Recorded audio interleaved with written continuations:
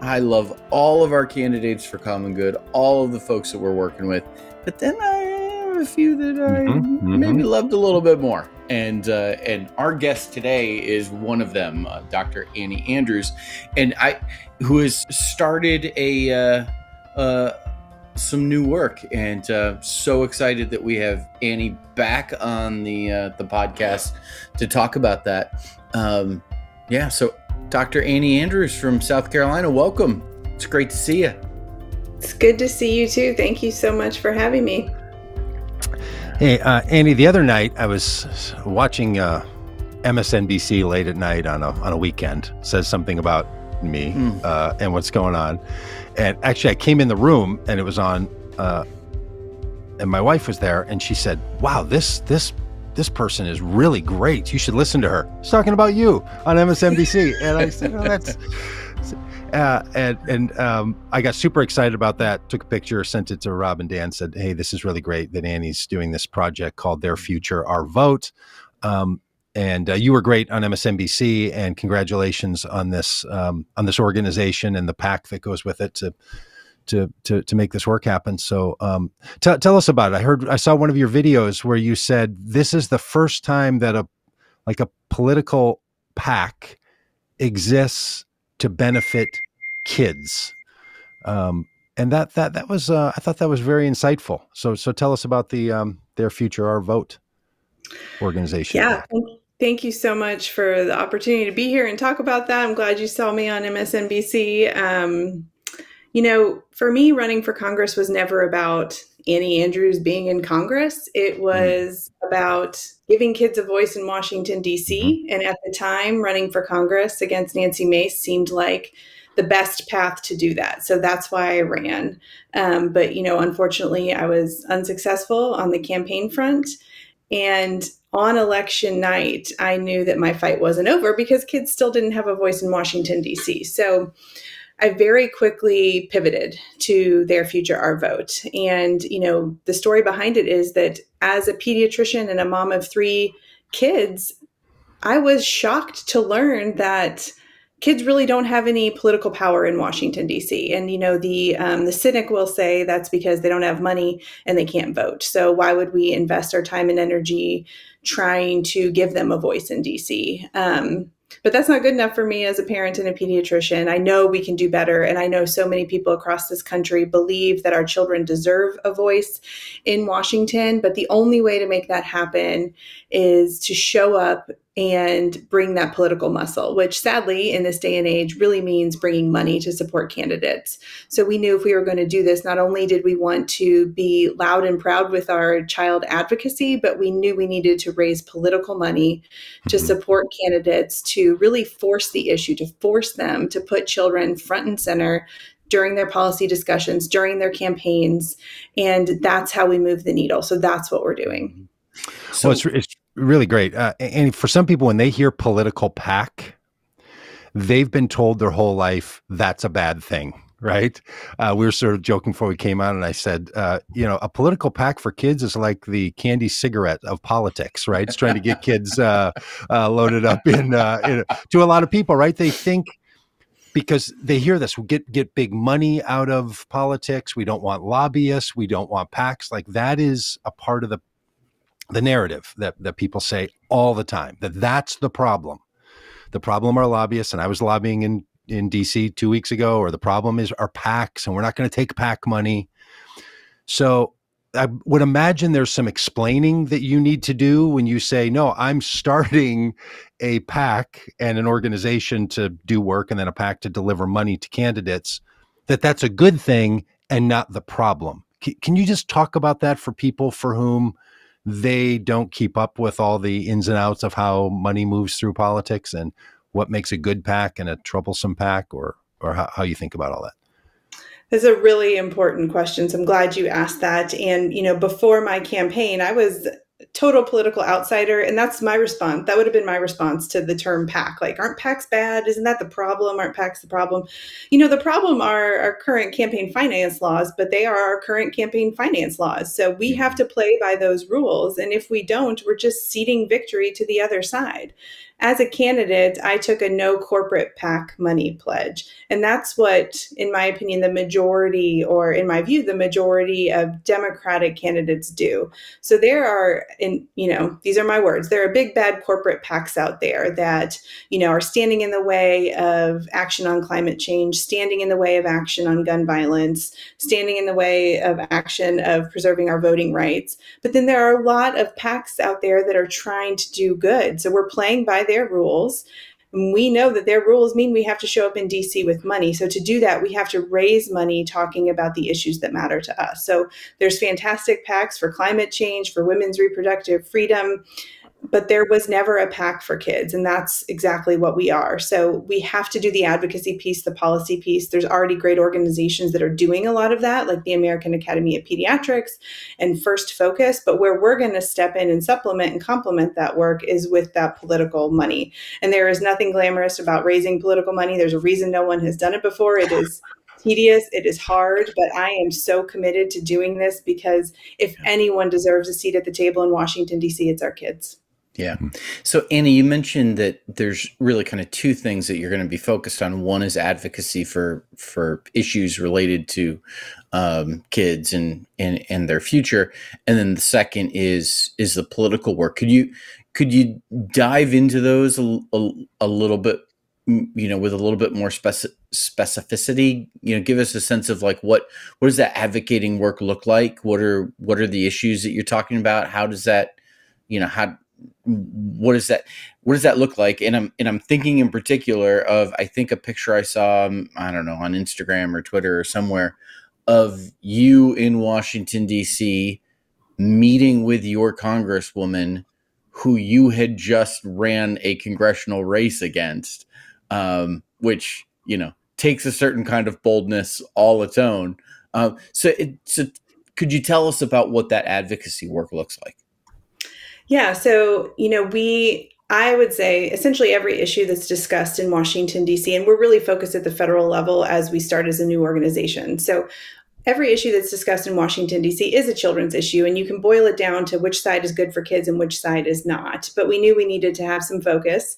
And so we are focusing on 6 core issues, which are very big bucket issues. But to think about it this way, we're focusing on ensuring every child has access to quality, affordable health care, addressing gun violence with common sense gun legislation, assuring every child has access to a quality public education, urgent action on climate change, because if we don't pass down a healthy planet to our children, we have certainly failed our children, strengthening our democracy, because in that same vein, if we don't pass down a healthy democracy or a democracy at all to our children, we have certainly failed our children, and then addressing child hunger and poverty.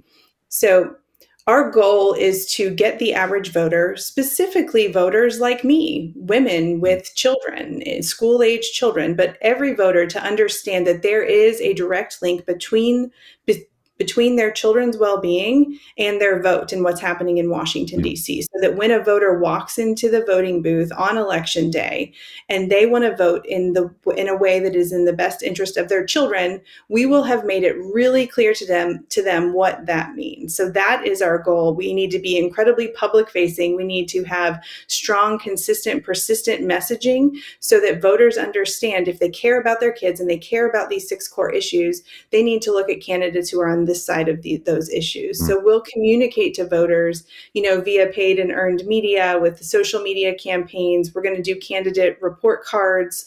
We'll have an endorsement process, and we will do everything we can to educate voters about that link between federal policy and their children. We will also, like we already have been doing, is spend time in DC talking to lawmakers about why they should care so much about these issues.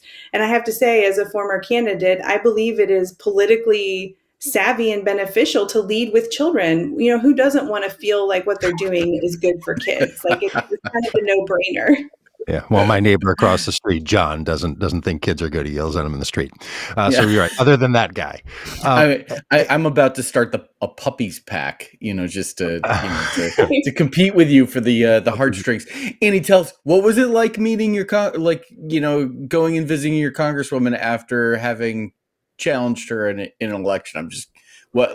Tell us about that personally. So, again, it was never about me beating Nancy. It was about me giving kids a voice. And as you both know, one of my core issues as a child advocate is addressing our gun violence public health crisis. And so there was a shooting in our district on the island where my congresswoman lives, just several weeks ago, where, a bunch of teenagers on the beach and multiple youth were shot. And in the wake of, that mass shooting, she made comments to reporters that she is tired of the partisanship. She will sit down and talk to anyone about this issue. Now, keep in mind that during the most recent primary election cycle, she had ads holding assault rifles. She had door hangers that said Nancy loves guns. She brags about her NRA A+ rating. She voted against the bipartisan Safer Communities Act. So she doesn't have a great record on the issue of guns. But here she was saying she'd talk to anybody. And here I am, her former opponent, gun violence prevention researcher, pediatrician, and gun violence prevention advocate. And I said, pick me, I'll talk to you. Let's sit down. And, I said that publicly on Twitter, and, local reporters picked it up. And honestly, a lot of people in my world down here didn't think she'd take the meeting, but she took the meeting. And so, of course, I'm going to go, because my goal is to solve this problem. I will sit in a room with anybody, including my former opponent who called me a child abuser. I don't care. If it gets us to the end goal, which is, universal background checks and secure storage laws and whatever, I'll sit and talk to anybody. So it's about the issue and the solutions for me. We had an honest conversation about the issue. I went to her office, we sat down, and we talked about the issue. We don't see eye to eye on almost anything. And on this issue specifically, her priorities are not in line with mine, but there are some really big, important things that we actually do agree on that I learned in that meeting. And so I left that meeting with hope that she sees the opportunity to become a leader within her party and change the narrative, because you all were very tuned into my race. So that she is on TV, cable news all the time. Yeah. She has the platform to change the conversation within her party and to get people within her party to move on something like background checks. And I left that meeting hopeful that she sees that and that she's going to do that for us. Annie, can we talk about the guns specifically and what needs to be done? You're so good on this. You understand it at a personal level, a professional level, a research level. So I think you're really a great resource on this. We have statistics that we're putting up now about how the United States is a standout to all the other nations that we'd be compared to on the things that the United States is compared to, and gun violence is uniquely a United States issue.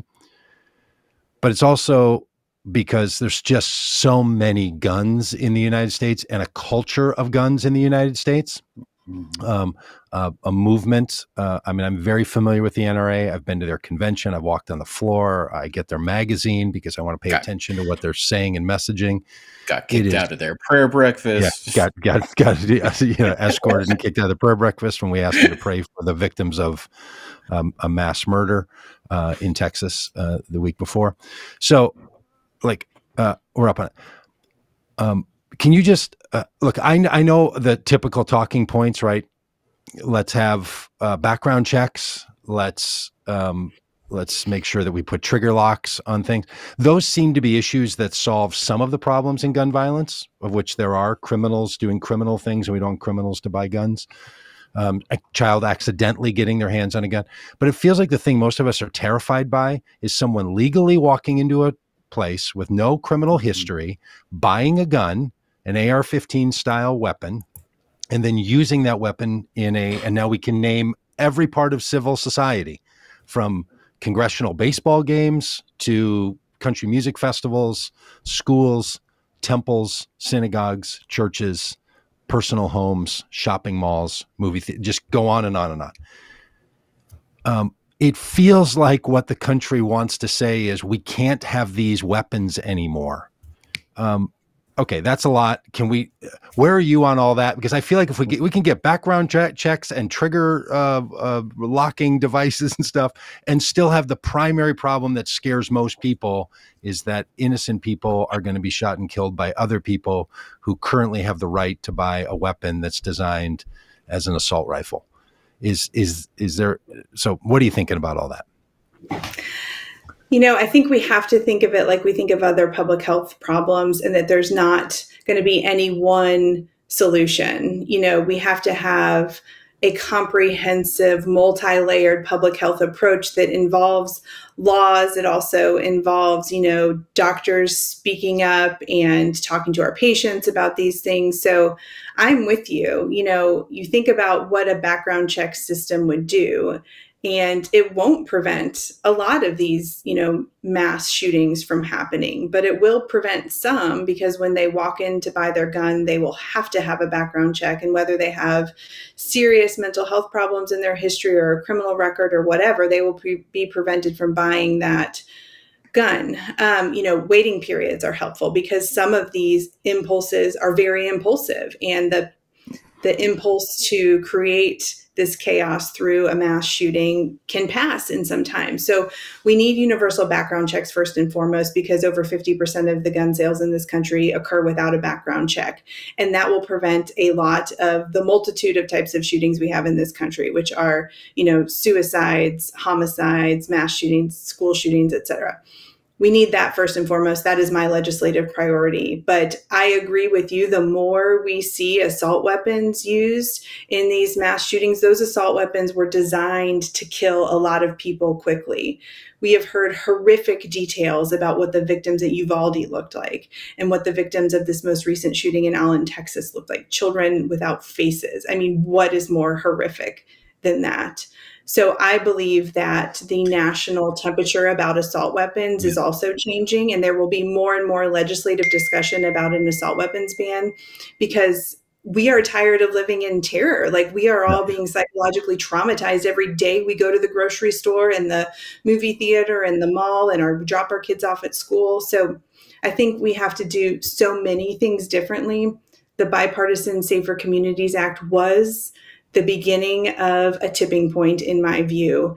And if someone like my GOP representative, who less than a year ago was posing with assault weapons, is now talking about background checks, the naively optimistic pediatrician in me is saying that this is a sign that we are reaching this tipping point. Mm-hmm. We can have a watershed moment on this issue in this country. And always we have to remember that 90% of us agree on this issue. The only place we don't agree is in the halls of the U.S. Congress. Yeah.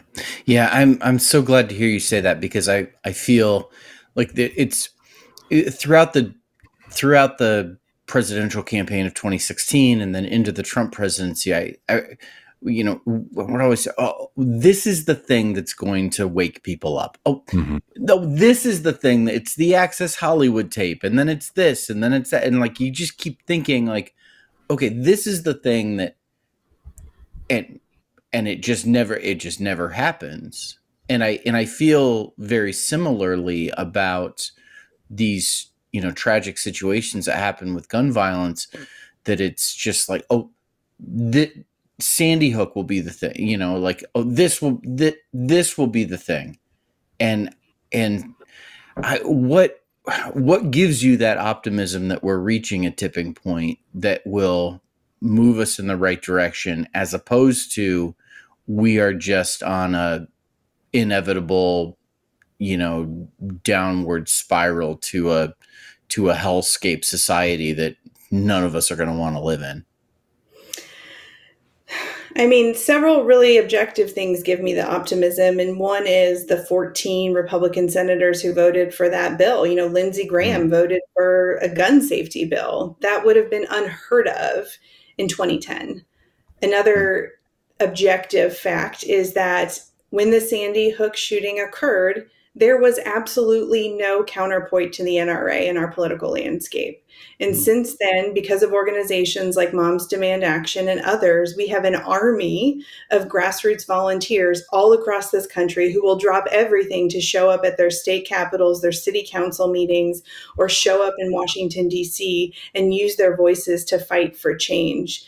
You know, Moms Demand Action has a pretty incredible record of fighting back against the NRA's agenda in a lot of state houses. And that did not exist 15 years ago, 13 years ago when Sandy Hook happened. And so it feels like nothing has changed. It feels like things are getting worse, but there are pieces in place now, and there are legislative signs that things are changing. And then the other more subjective point is I just spent the past year on the campaign trail talking to a lot of white suburban Christian Republican women who voted for me, obviously not enough of them, but they were leaving the Republican Party on the issue of guns. They didn't leave on the issue of abortion. They left on the issue of guns because they, like me, drop their kids off at school every day, look at their faces and wonder if today's going to be the day that they don't get to pick their kids up at the end of the day. So this is an issue that is changing the minds of suburban white women. And we need those women if we're going to have electoral success in 2024 and 2026 and beyond. It seems to me, I mean, I love your framing of this as a public health crisis. And one of the great health crises affecting children in the 1970s was lead in gasoline and lead in paint. And the way we solved lead being put into the air and the water was to ban cars that needed to run on lead gasoline, right? When unleaded gas came out, for old people that remember this, the size of the hose, the nozzle was a different size, so you couldn't accidentally put it in your lead stuff in your tank. Like made it impossible, and then slowly just got rid of the thing that was causing the problems. If we know that people with mental illness are shooters, which I don't even know is true. I think more people with mental illness are victims of gun violence than are perpetrators of it. But even so, we're not going to get rid of people and we're not going to get rid of mental illness. But the thing we could get rid of is the actual guns that people are using. And I understand that people have an argument about the Second Amendment. They interpret right to bear arms to equal the right to have a gun, which is an interesting determination in and of itself. But we already don't let people carry every kind of gun.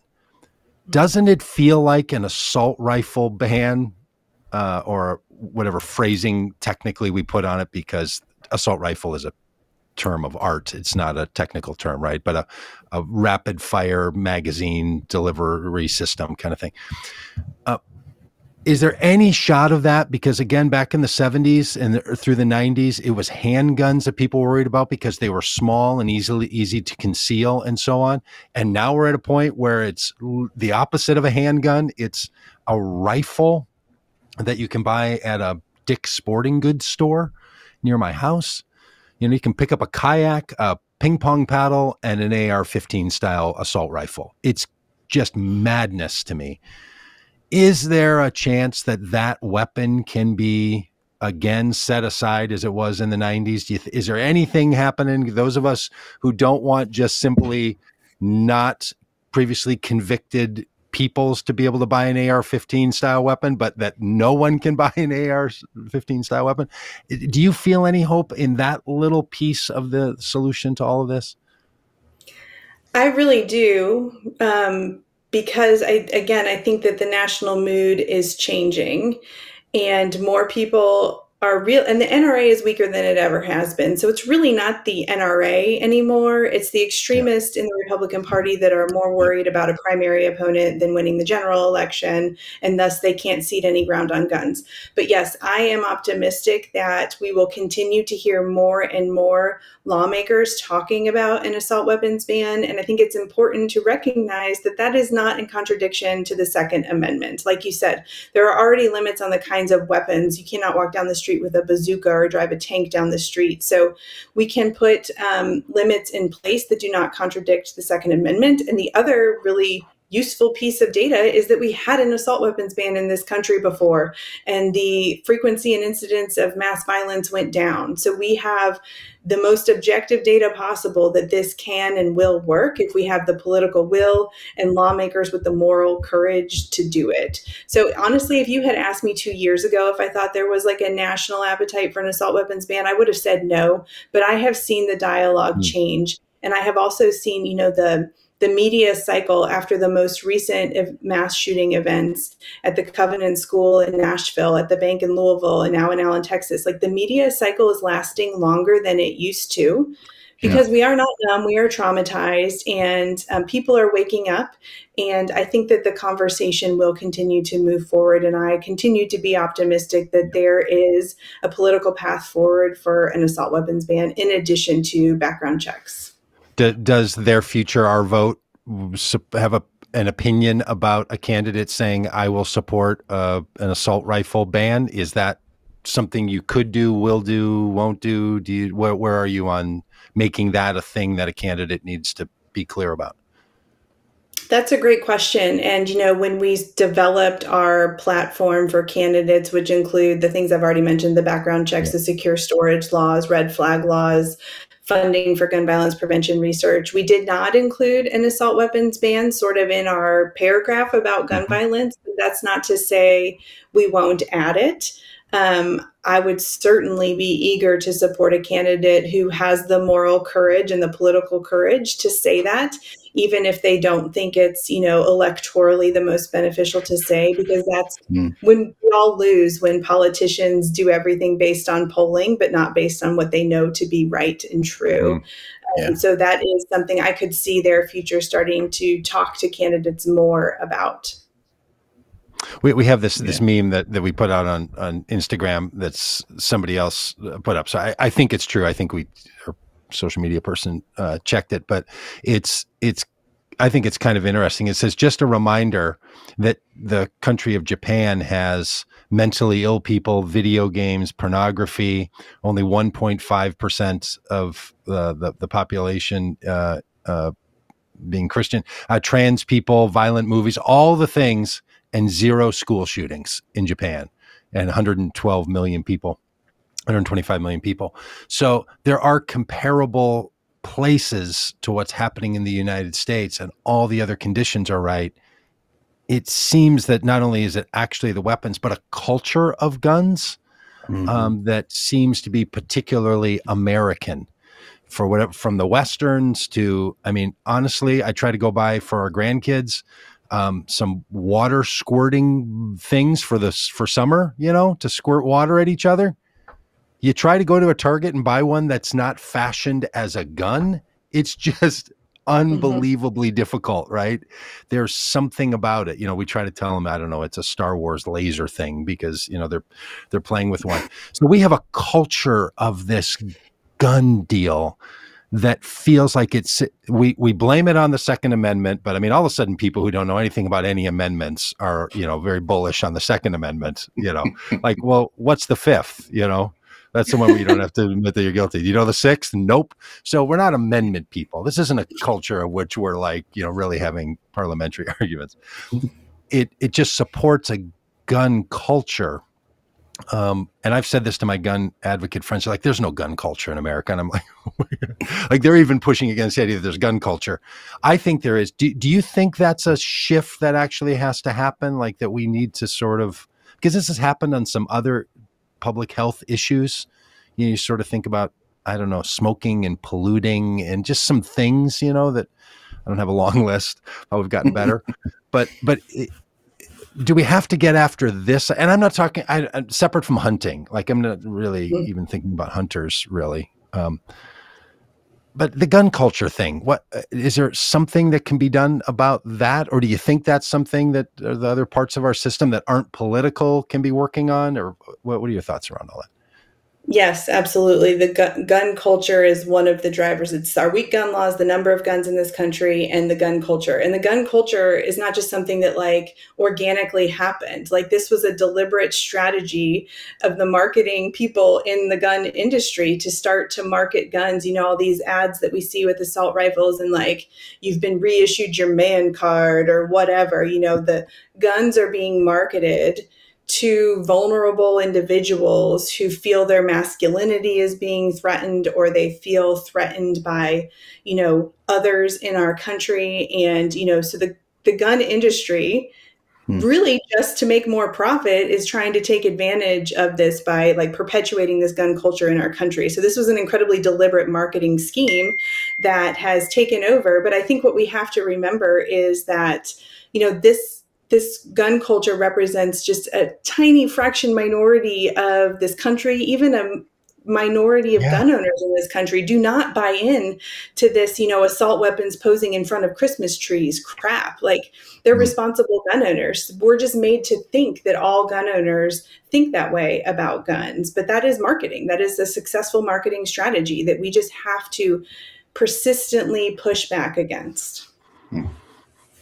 It's I was having a conversation with my wife the other day about what groups like the NRA do, and I'm really opposed to the NRA. But the NRA doesn't give money to people who run for office. It's not like they're on the payroll. And even we were talking earlier about PACs. People get confused about how the money moves. That money is used, or the power of something like the NRA or any of the gun advocacy groups is used to support candidates who would run against a candidate who wouldn't have their view on guns. So it's really about the safety of their role as a politician.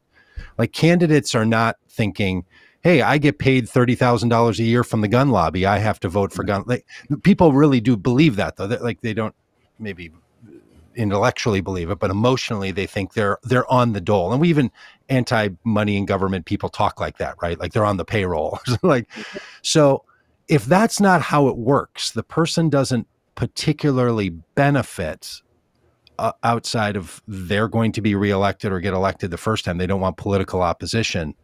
It seems like that argument then needs to be solved inside the Republican Party, right? Because Democrats, for the most part, save a few, are in a pretty good spot around guns. But boy, when you have a candidate like the one you ran against, or many of the others who are going to run in the next year, they're really afraid that they're going to have a primary. And that primary is going to be somebody more extreme on guns, and they will lose based on that issue. So it seems like we have to be convincing Republican voters to stop supporting it, and really only Republican voters. Obviously, you're trying to think about this issue pretty widely. How do you figure out your work between talking to the people who support you to turn out in mass and the people who really need to get to, which is Republican voters changing their mind on this and not rewarding the most extremist candidates in these congressional districts that are most of which, Rob, you know the statistics, 70 or 80% of congressional districts are really not even contested in the first place. So they're not, you know, they're going to lose to somebody in their own party, not somebody from the other party. So they're much more afraid of that. How do you make a shift of this thinking for politics inside the Republican system, as opposed to those of us that are seeing ourselves prodding from the outside in the Republican system? I think we have to educate voters and encourage voters to, just for one election cycle, maybe two, to vote on this issue, to leave the Republican Party until we get right on this issue. That is the only way to get Republicans en masse to come to our side of this issue. And I like to say that, like, leave them temporarily, get them on the right side of this issue, then go back to them for all the issues, all the other issues that you like them for. But if you disagree with them on guns, use that one cycle, two cycles, they will quickly shift their position on guns. And then we can go back to a healthy two-party system. Yeah, kind of make them one issue voters on this thing, right? Yep. For this one cycle, for this one. Well, I just think it's so great what you're doing. Annie, yes, absolutely. So great what you're doing. I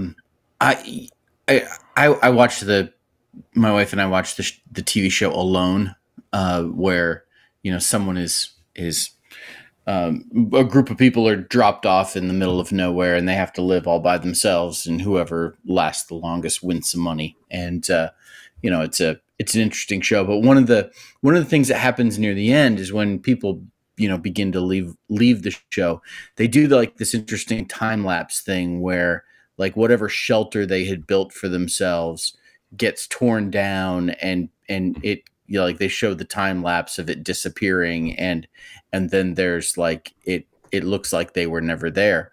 I think there's a lot of political campaigns, people that run for office, that in the aftermath of the volunteers that they put together, what they learned, everything, it's just they go on with their lives and they leave no trace of any impact that their campaign had, whether they if they didn't win. What I love about what you're doing is you are taking your campaign and what you learned, and you're building something that will last. You're leaving a trace. There's going to be a reminder that you are in, it wasn't just a vanity run for Congress. Like, you're actually in this to make a change and make a difference. And that's really exciting to me, because frankly, there's far too many campaigns and candidates that just walk away and leave the fight. And so I'm excited to see, what's next. If people are interested in getting involved with their Future Our Vote, like how can they do that? How can they volunteer? I'm sure you're taking donations. Like, how can they follow along if they just want to learn more? Like, what are the ways that people could get plugged in? Because this is not just a South Carolina thing. This is a national thing. Right. Great point. Thank you for your kind words. This is a national organization with national goals. Our website is theirfutureourvote.org. Folks can go on there, share their information with us so they can join our email list and get updates about what we're up to. Folks can donate to the advocacy side of the organization, or they can click the link to the PAC and donate directly to the PAC. So 2 different ways to give. We are on social media, on Instagram at Their Future Our Vote, and then we're on Twitter at __future. Folks can follow me on Twitter and I will easily point the way to find Their Future. And I'm just Annie Andrews, MD. But we need, this has to be successful. When I spoke with some of the leaders in DC who do the advocacy piece of this, we need this. Children need a game changer in Washington. This effort has to be successful, because if I fail, which I vow that I will not, I will give this everything I have. But if I fail, there's no one coming up behind me to try this again next cycle. So we've got one shot to really give our kids the political voice they deserve in Washington, D.C. And that's what we're working on. And we need everyone behind us to make that happen. Thank you so much. Thanks for sticking with us for a couple of extra minutes. And we know you have other things to be part of. So thank you, Annie. Thank you, Annie, for your good work.